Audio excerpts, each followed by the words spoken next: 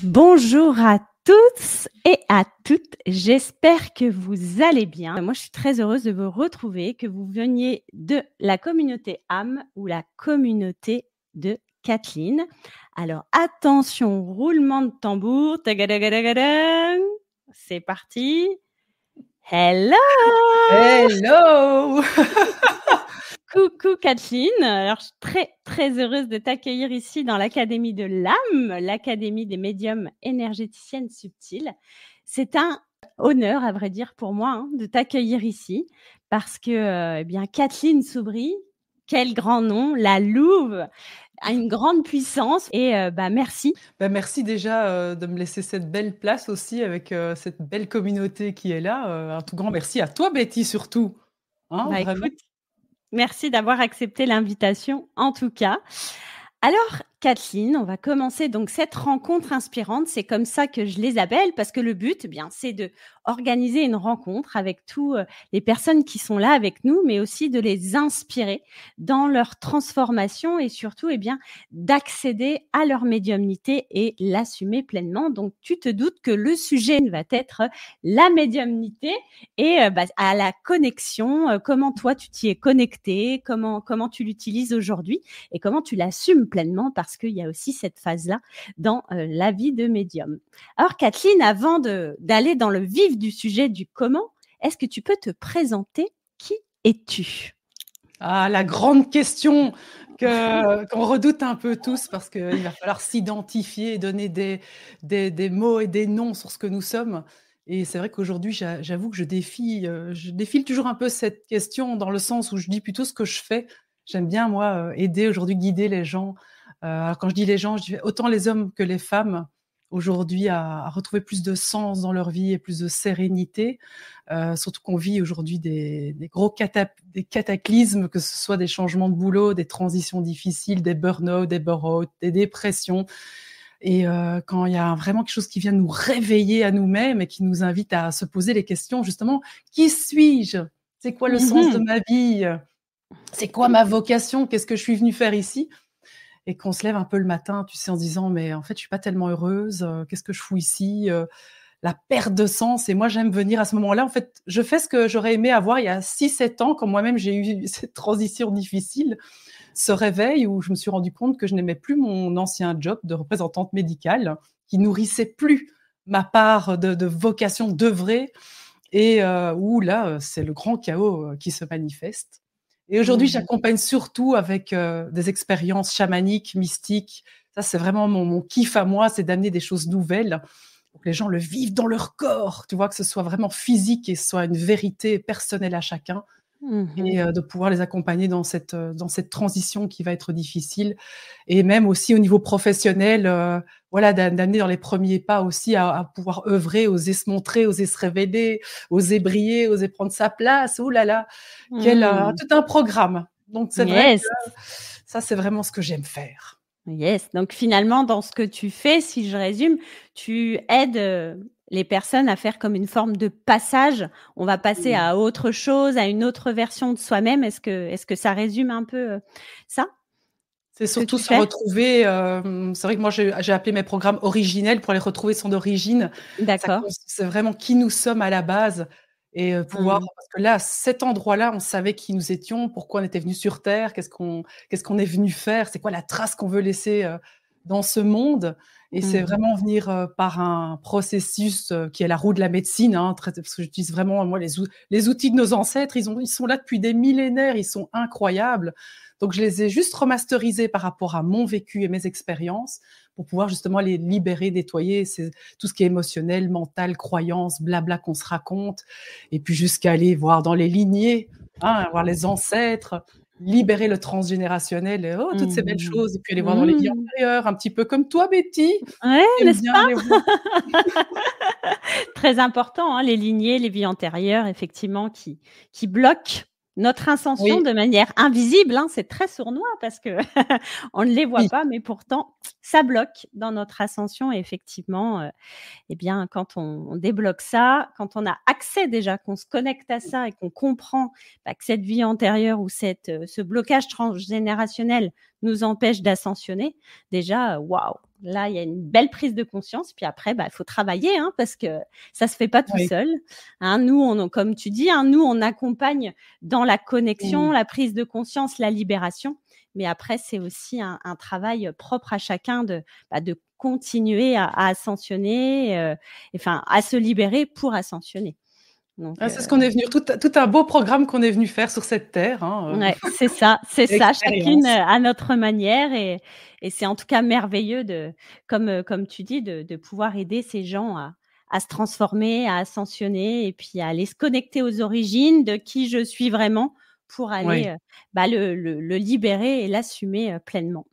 Donc, OK, donc Ils sont merci. moins seuls aussi, hein, parce que je sais Ouais. que beaucoup de personnes disent: «Je me sens seule dans mon évolution», alors qu'on est tous interconnectés. On vit un peu la même chose, mais avec des expériences différentes, et c'est vrai que pouvoir accompagner même dans des communautés, ça permet de faire les liens et de voir: «Oh my God, je me sens moins seule». On vit, tous un peu ces sensations de: «Je suis seule, je suis différent, je sens que je capte des choses, mais je sais pas quoi, j'ai peur», et en même temps, on a besoin d'être accompagné, c'est un C'est chemin où ça, c'est ça, surtout de la c'est ça. sécurité, hein, ramener de la sécurité aussi. Ouais. Sécurité, sérénité, c'est sûr que là, Ah oui, la paix. quand on évolue avec ces 2 noms-là, hein, c'est sérénité, sécurité, c'est sûr que c'est Ouais. beaucoup plus facile, d'incarner et d'assumer qu'il en est pleinement, ça c'est évident. Du coup, justement, on va parler de la médiumnité, du sujet phare de l'Académie de l'âme. Toi, comment tu pourrais définir, cette notion de médiumnité? Alors pour moi, c'est très simple, ça fait partie de nous. Pour moi, à la base, quand on arrive sur cette terre, on est tous médiums, je veux dire ce mot-là. On est tous canal, on ressent tout, on a tous, cette possibilité de parler à des arbres, de parler à des animaux, de parler à des êtres chers qui ont disparu. On a cette capacité à parler même avec des plantes, bref, avec tous les règnes. C'est vraiment, notre essence profonde. Il y a juste qu'après, suite à un conditionnement, à papa, maman qui nous disent que c'est pas possible, que ça n'existe pas, on va vouloir se valider à travers leur regard. Donc on va éviter, on va arrêter d'en parler. Moi, j'ai ça depuis que je suis enfant. Donc c'est-à-dire que moi, je suis une passionnée, du monde invisible, je parle avec les animaux depuis toujours, enfin voilà, c'est quelque chose qui pour moi était important d'aller nourrir profondément, ce qui fait que j'ai jamais fermé cette porte à cette médiumnité. Donc pour moi, la médiumnité, c'est juste capter le monde invisible et de pouvoir faire même le lien avec le monde visible. C'est pas un truc très perché, en fait, pour moi, c'est très naturel, c'est d'être juste là et pouvoir faire des ponts entre le visible et l'invisible dans son quotidien, et de pouvoir s'arrêter, d'être conscient qu'il y a un animal, qu'il y a un insecte, qu'on est juste connecté à tout, à tous les règnes qui sont ici sur cette terre, et c'est quelque chose de plus en harmonie pour moi, et quand on est là-dedans, on parle tous avec, un insecte, un papillon qui vient se poser sur nous, c'est très simple pour moi, la médiumnité. C'est pas quelque chose de perché ou qui est prévu, enfin qui est pour une élite ou des médiums ou des gens qui ont cette capacité supérieure à nous. Non, on est tous, il y a juste on nous l'a caché, on nous l'a pas appris, on l'a pas développé. On nous a pas enseigné depuis qu'on est tout petit comment rester connecté à tout, en fait, à notre humanité, à nos différents, moi j'appelle ça, on a différents, on est multidimensionnel tout simplement, on n'est pas qu'un corps physique, on a différents corps autour de nous, hein. Donc voilà, c'est vrai que pour moi, la médiumnité, c'est juste être canal et de pouvoir capter tout ça, mais autant dans le monde visible ici, c'est-à-dire parler aux arbres, aux plantes, que autant être un peu plus connecté à la source ou à d'autres plans, on va dire, que ce soit les guides, les anges, les archanges, ça dépend un peu les croyances de chacun. Excellent, C'est difficile excellent. de donner vraiment un mot, une phrase sur cette médiumnité qui est tellement un mot qui peut être galvaudé ou qui est, je sais pas. Je sais Mais pas c'est si vrai, c'est c'est clair. vrai. En tout cas, on est d'accord sur la définition, parce que c'est comme ça qu'on l'a défini dans l'Académie de l'âme, justement, qu'on l'a tous en nous. C'est une capacité qui ne demande qu'à être, développée, et qui ne demande qu'à être révélée au plus grand monde, parce que ça fait partie de nous.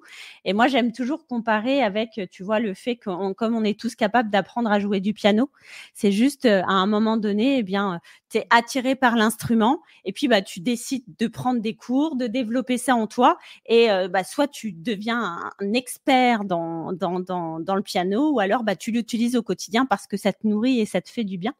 Et donc, c'est vraiment ça. Ça fait partie de toi, c'est une nature. Tu as attiré ou non, parce qu'il faut être honnête, tout le monde n'est pas attiré par Non, ce genre de ouais. pratique. Mais en tout cas, on a tous la possibilité d'y accéder. Et en tout cas, oui, en tout cas, on a la même définition. Donc, tu vois, même si ça te paraît difficile à définir, nous, enfin, en tout cas, moi, j'ai la même vision que toi par rapport à ça. Et du coup, justement, quand tu dis, moi, elle fait partie de moi depuis toujours, comment tu l'utilises ou est-ce que tu as vu une évolution dans son utilisation ou comment tu l'as utilisé et tu l'utilises aujourd'hui? Alors, bon, comme je te disais, je l'ai depuis que je suis toute petite et j'ai pas trop écouté les adultes autour de moi parce que c'est quelque chose qui me passionnait. J'ai eu la chance quand même d'avoir des parents ouverts, c'est-à-dire que j'ai eu mon premier pendule à 8 ans. Moi, je parlais déjà avec les défunts à 7-8 ans. J'ai eu mes premiers rêves lucides, vers 5 ans. Je me souviens d'avoir parlé à mes guides vers 5-6 ans. Donc moi, Mmh. j'ai des moments très précis où je suis déjà très connectée. Je sais que je vais à la source. Je monte de temps en temps à la source parce que j'ai du mal à rester ici sur terre. Moi, j'ai une incarnation qui est assez difficile parce que la lourdeur était telle que je me disais: «Mais non, mais moi, c'est trop petit ici pour moi». Mmh. C'est il y a quelque chose qui va pas, c'est trop petit, je sens pas l'amour comme je le sentais là-haut et j'avais vraiment un souvenir très précis de là-haut. Donc Mmh. je me souviens d'être montée, d'avoir été trouver un de mes guides et de lui dire: «Mais moi, je veux rester là-haut». Il me disait: mais non, tu dois revenir» et il me jetait dans mon corps avec une telle violence. Mais donc moi, ce qui s'est passé, c'est que j'ai développé par moi-même, c'est-à-dire que moi, j'ai tout fait par expérience et j'ai eu de la chance que j'avais beaucoup de choses qui étaient encore à l'intérieur de moi, des souvenirs de comment on faisait.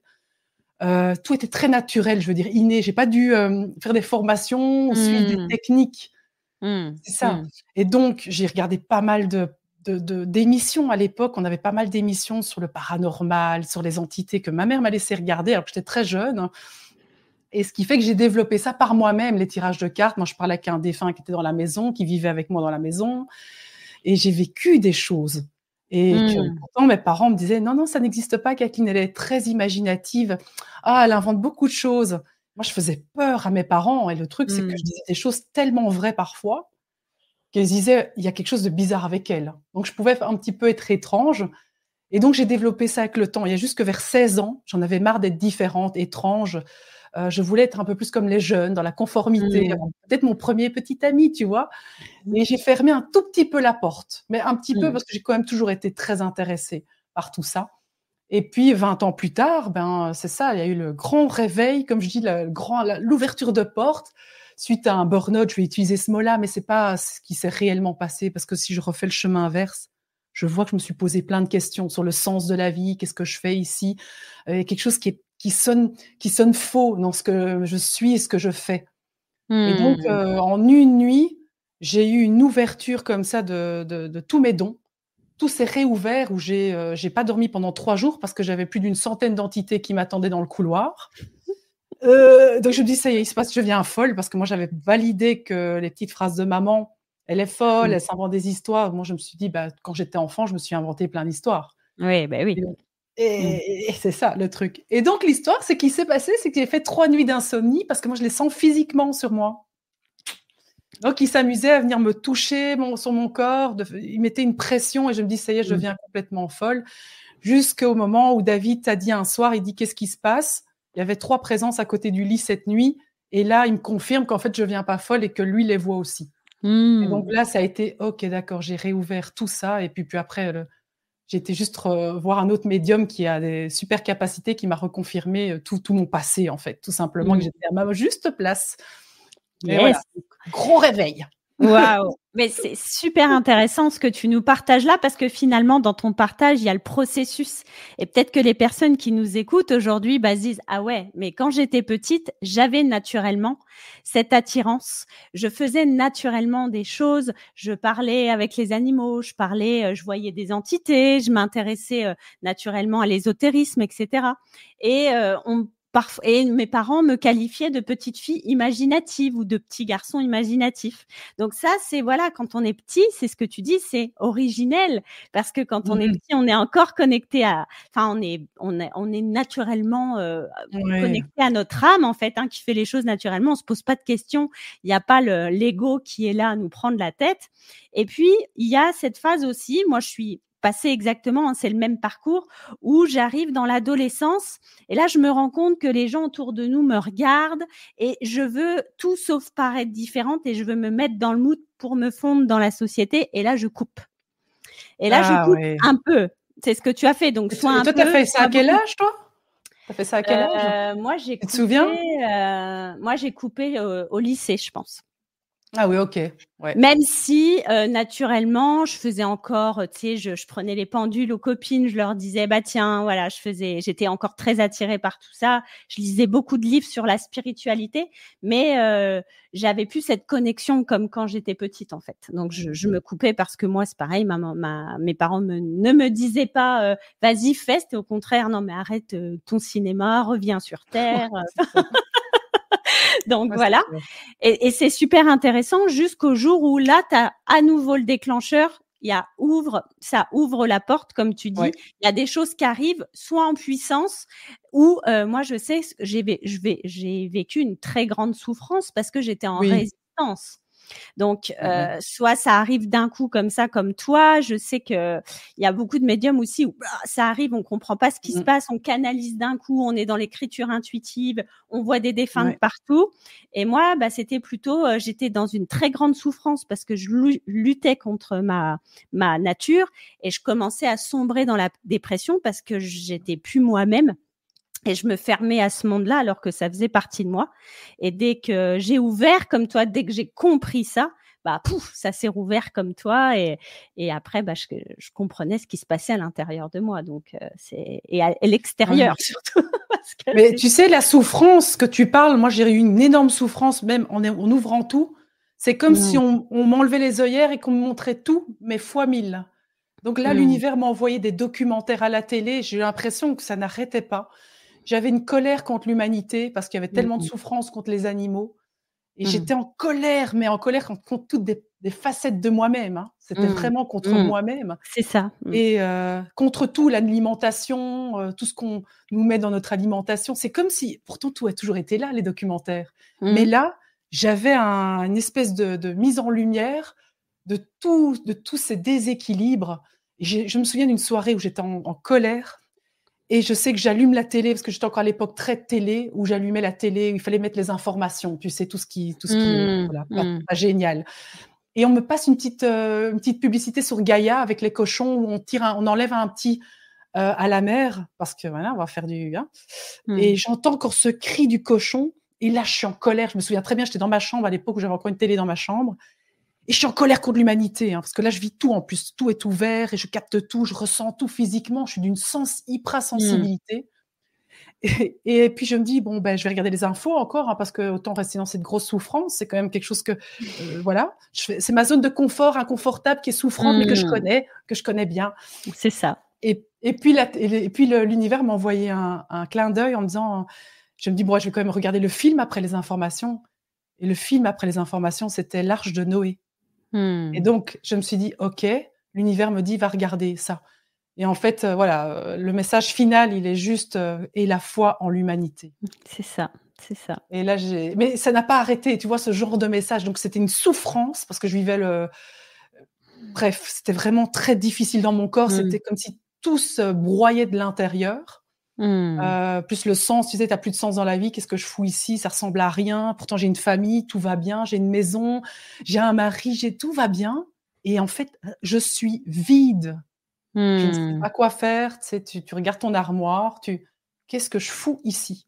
C'est le chaos intégral. Et donc, en fait, la souffrance, tu viens tout réouvrir, en fait. Les petites armoires que tu fermais, les petits tiroirs, tu sais, non, j'irai voir plus tard. Oh non, pas maintenant. Ils ont tous pété à mon visage, moi. C'est ça. Moi, ça m'a fait la même chose. Petite vie d'enseignante bien rangée. J'avais tout pour être heureuse. Voilà. Et puis, Ouais. sauf que j'étais vraiment dans une énorme souffrance parce que j'étais à contre-courant de ce que j'étais vraiment, donc c'était compliqué, quoi. Et puis en plus, moi, j'étais entourée d'enfants, donc qui adoraient mon énergie. Donc tu vois, et beaucoup de souffrance aussi parce qu'il y a des enfants qui souffrent beaucoup dans Ouais. toutes les classes.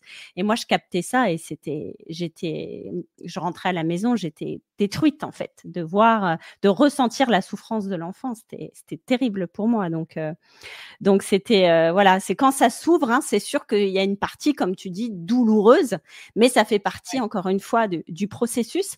Et Oui. justement, j'en viens à la prochaine question. Donc on voit un peu, hein, le processus où tout s'ouvre, il y a une douleur derrière ça, il y a tout qui explose, qui fois 1000. Et aujourd'hui, justement, comment tu as réussi à maîtriser ça? Justement, tout cette hypersensibilité, toutes ces facultés extrasensorielles. Comment tu le maîtrises en fait dans ton quotidien? Alors, ce que j'ai fait, c'est que j'ai tout été voir. Donc, l'histoire de l'ombre et la lumière, j'ai compris que j'étais mi-ombre, mi-lumière et qu'aujourd'hui, quand il y a quelque chose qui se présente à moi, je vais tout voir aussi. Mais aujourd'hui, c'est clair, j'y vais plus avec la légèreté qu'avant, j'allais dans la souffrance quand j'allais les voir. Donc, ce que j'ai fait, c'est que j'ai fait une étape à la fois. J'ai simplement été Mmh. voir qu'est-ce qu'il fallait libérer, guérir, avancer. Et quand les choses étranges arrivaient à moi, j'allais les voir. Donc, c'est souvent la nuit. C'est des choses qui sont venues tout doucement. Je me suis dit: «Kathleen, il va rien se passer». Je dormais toujours avec une lampe allumée, hein. Mmh. C'en était Mmh. là quand j'allais à l'hôtel toute seule, parce qu'ils venaient toujours se pointer quand j'étais toute seule la nuit. Mmh. Je les sentais j'entendais les tics. Moi, ils font des bruits, hein, donc il y a vraiment des bruits, ils se font entendre.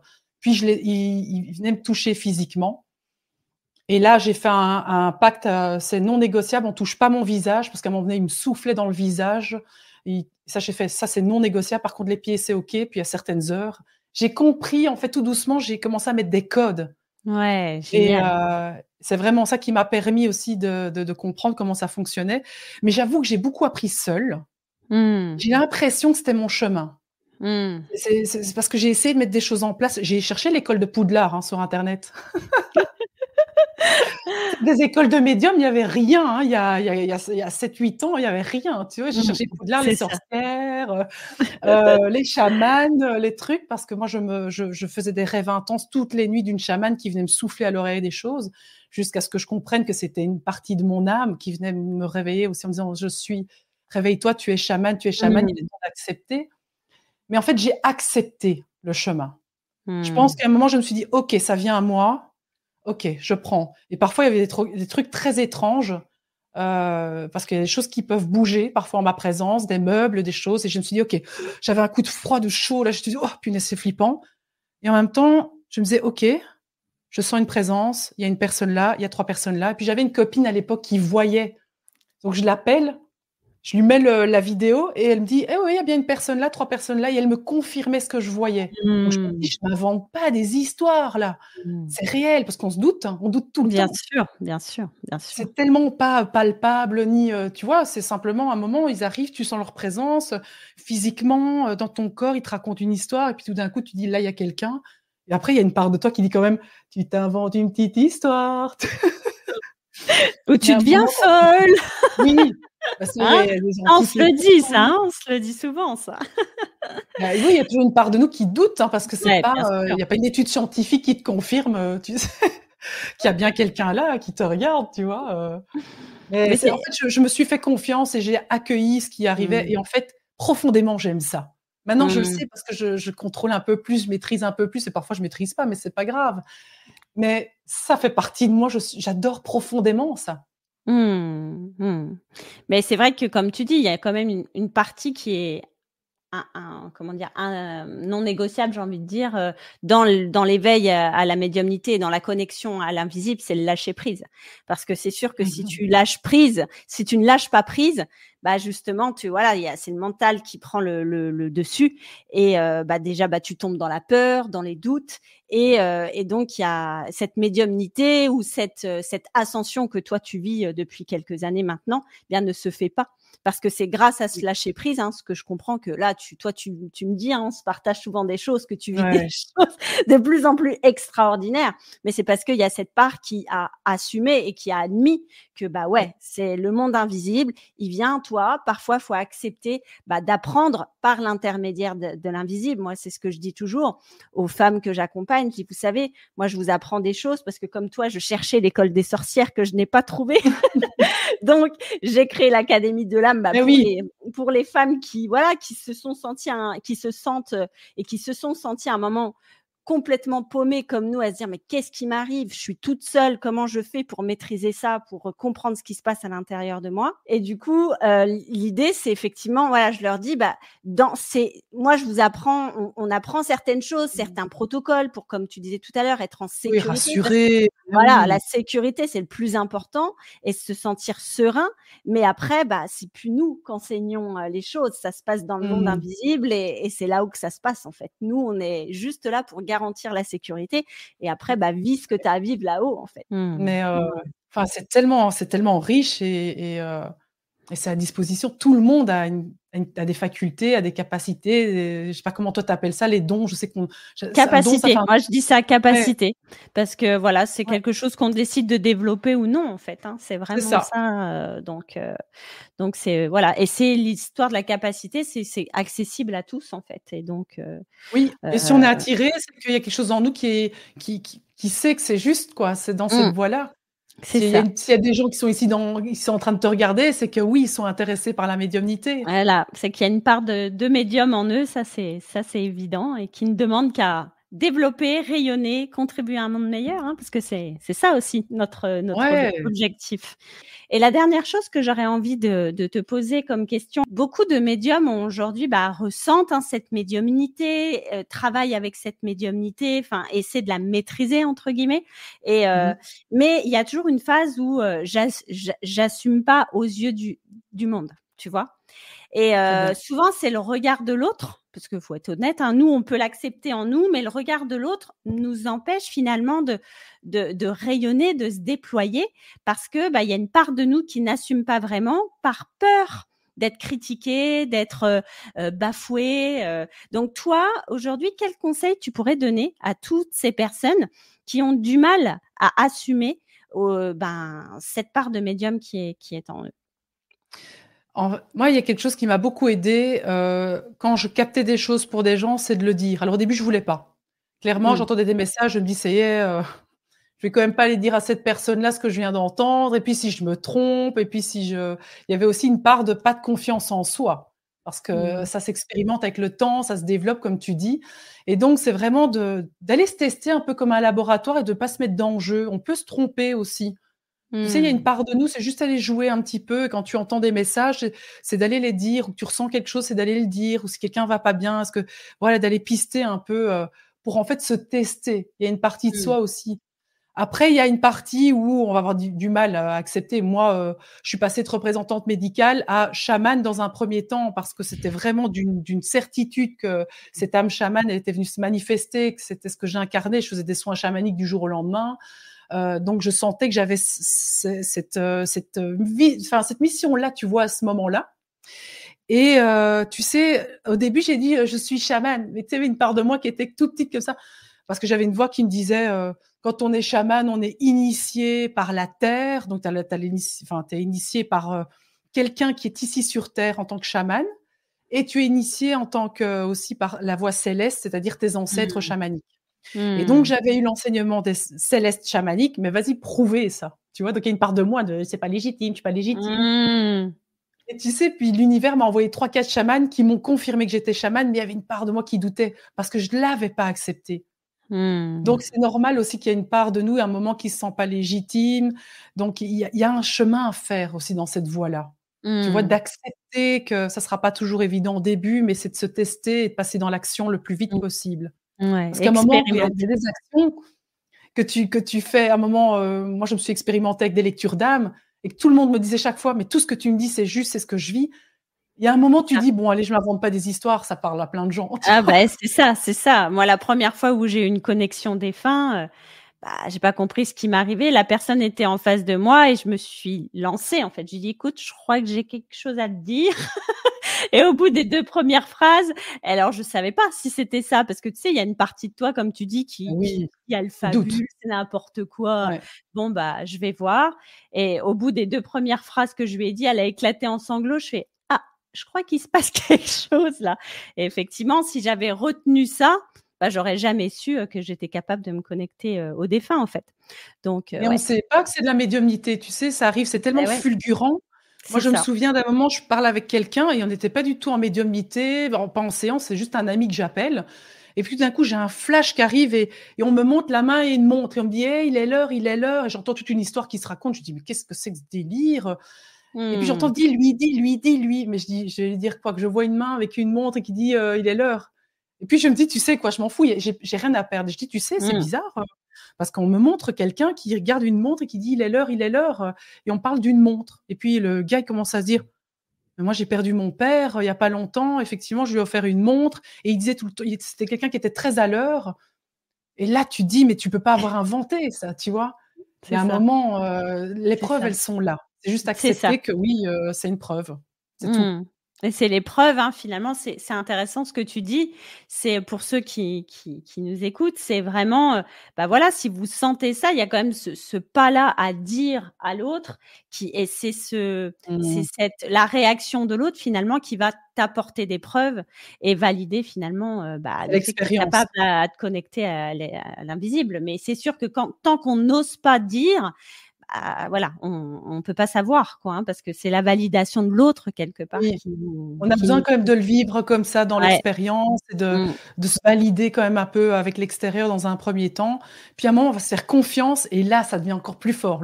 ah ouais, Cette faculté se développe en une fois en se disant: «Waouh, ça y est, je l'accepte, je l'accueille» ouais. et là, on sent vraiment quelque chose et les messages deviennent de plus en plus forts, quoi. Surtout si on commence à le Mmh, développer, à ouvrir, à exercer tous les jours. C'est vraiment mmh, un exercice tous les jours, pour ouvrir toutes ouais. ces portes, quoi. Waouh! Merci beaucoup Mmh. Catherine parce que je pense que ça va éveiller, beaucoup de personnes qui t'ont écoutée et ça va les aider vraiment, à assumer cette part d'eux et puis les encourager à développer et maîtriser leur médiumnité pour, incarner comme tu dis leurs origines. C'est très beau Mmh. ce mot, moi j'appelle ça sa véritable essence, mais Ouais, on est au même point finalement oui. et d'accueillir ça en nous. Alors, merci beaucoup pour, ton partage de parcours. C'est juste hyper inspirant. Donc, merci et je suis, certaine que ça va, faire des éveils dans chacune des oreilles, qui nous écoutent en ce moment ou plus tard. Merci beaucoup Kathleen, merci à tous nos Merci à toi, auditeurs merci à vous. et puis, bye bye tout le monde. Salut!